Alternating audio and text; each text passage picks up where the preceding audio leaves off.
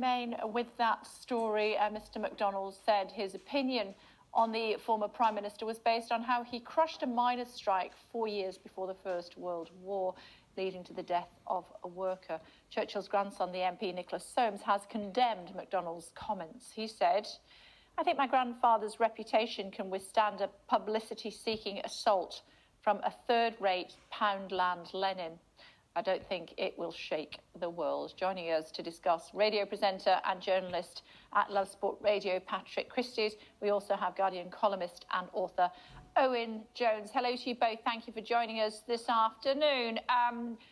Both make your cases. Owen Jones, you start. Well, firstly, I think what we see here is this airbrushing out of existence of much of British history. It is possible, of course, as we do, to discuss the role of Winston Churchill during World War II at the head of the coalition government.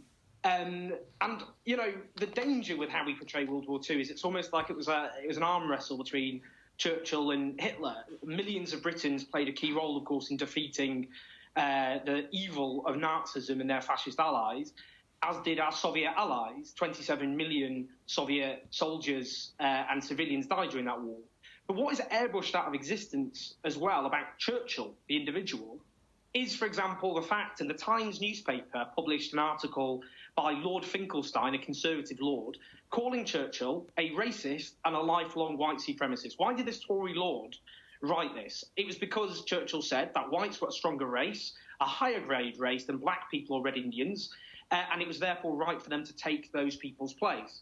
Churchill played a key role in the Bengal famine, the last famine India has ever endured. He exported grain.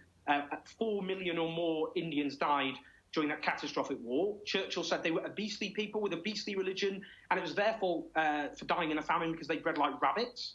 He also said that we should gas the Kurds. He was strongly, these are his words, I am strongly in favour of using poison gas against uncivilised tribes. He admired Mussolini. He said if he'd been Italian, I am sure I would have been wholeheartedly with you from start to finish. I could go on. The Black and Tans, who he sent to Ireland, who killed thousands of people during the Irish War of Independence.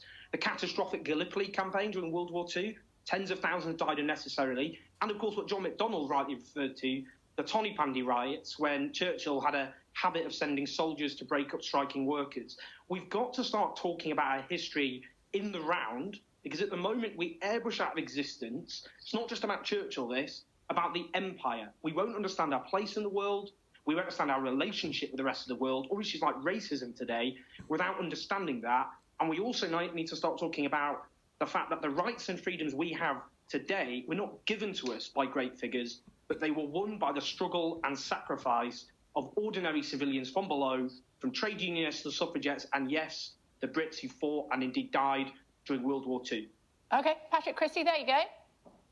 Yeah, look, I just want to start by saying I'm not here to defend Winston Churchill wholesale. Owen has raised some very good points there, and I don't believe that some of those are defensible. That said, I want to pick John McDonnell up here on a couple of things. Let's have it right. If it wasn't for Winston Churchill, we would be living in a Nazi-occupied German colony. Yes, there were allies, but Churchill had a massive role to play. In order for me to get into the studio today, I quite possibly would have had to have walked past Nazi swastikas and furled on the Houses of Parliament. My girlfriend, who is an immigrant, wouldn't be alive today if it wasn't for Winston Churchill. And on a couple of things that McDonnell has said, called Churchill a villain, despite the fact that Churchill's defeated arguably the greatest villain in history, that being Adolf Hitler.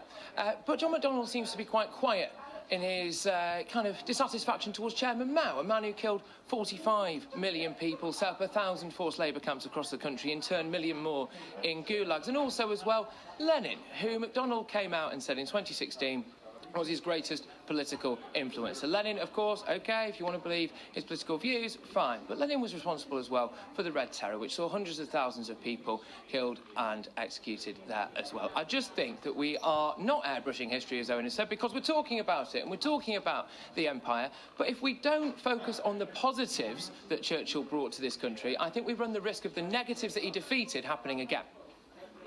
The problem with your argument there is, it's not as though Churchill's, positive aspects, if you like, or what the kind of adulation Churchill receives in this country, that doesn't exist. I mean, that's the problem with this whole discussion, this whole debate. That's why I agreed to come on, actually, because I thought, actually, great, let's discuss our history properly. Because at the moment, all we ever hear about Churchill is his role as wartime Prime Minister between 1939 and 1945. We don't actually have a chance. The things I've just said have almost never been said on national television in this country.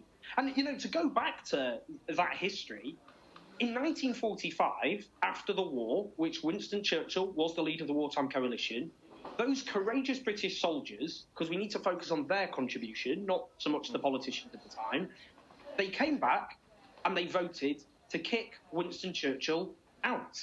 He lost in a landslide defeat. The Labour Party, then, on the most radical manifesto they've ever put to the electorate, won a landslide victory and defeated Winston Churchill. In another election in 1950, Winston Churchill again was defeated in the electorate. And even in 1951, when Winston Churchill won his first ever general election, the Conservatives lost the popular vote, and it was only through a quirk of our electoral system that the Conservatives won. So if even at the time, those British soldiers who went off to fight the Nazis, the fascists, those were the people, along with our allies, the Soviets, the Americans, the French resistance, we could go on, those people to whom we do owe our rights and our freedoms today, they had a chance after World War II to have an election on Winston Churchill, and they voted to defeat him in massive numbers.